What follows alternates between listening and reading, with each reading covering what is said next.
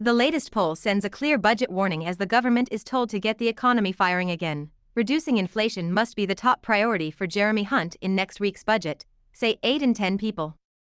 Tackling soaring prices is a major concern for households across Britain and is seen as key to restoring prosperity.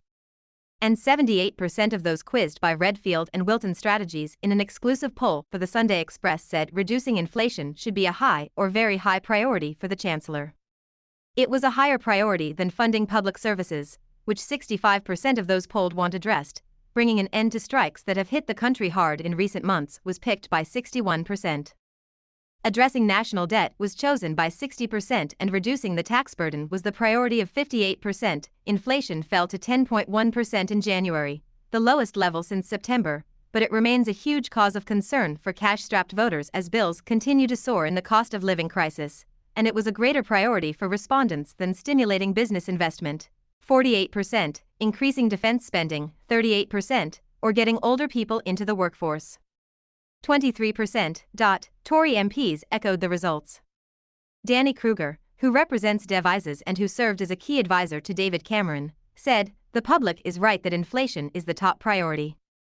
It's also the first mission Rishi Sunak has set himself, to have inflation this year. But we also need growth, and that means a more competitive environment for businesses, less red tape, less tax, and more incentives to hire British workers."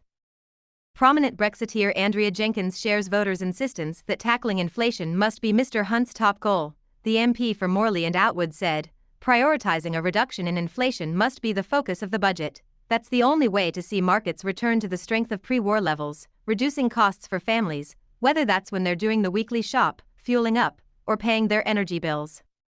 Tom Clougherty, a tax expert at the Centre for Policy Studies, said the public were right to worry about inflation and to prioritise bringing it down. He said, "Stable prices are important to ordinary families and big businesses alike."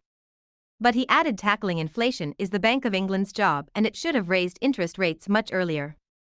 Mr. Clougherty added, "As for the Chancellor, he's in a tough position, trying to support stretched public services while also keeping borrowing under control. It will be hard to do either of those unless he can get the economy firing on all cylinders, which is why I think he needs to focus on reforms that support growth." The polling found strong evidence that people want the Chancellor to bring in tax cuts to help with the cost of living. 6 out of 10, 58%, said fuel duties were too high, with just 9% saying they were too low. When asked whether reducing taxes or bringing down the national debt should be the higher priority, 49% went for the cutting taxes, with just 36% preferring the latter option. Half of respondents, 49%, said the government has the money to pay public sector workers more, with only 3 in 10 saying it did not. However, only 31% supported borrowing more money to pay public sector workers, with 32% opposed. Around 1 in 3, 34%, would support tax increases to boost public sector pay, while 31% opposed the move. There is caution about the government's plan to increase corporation tax from 19% per CE.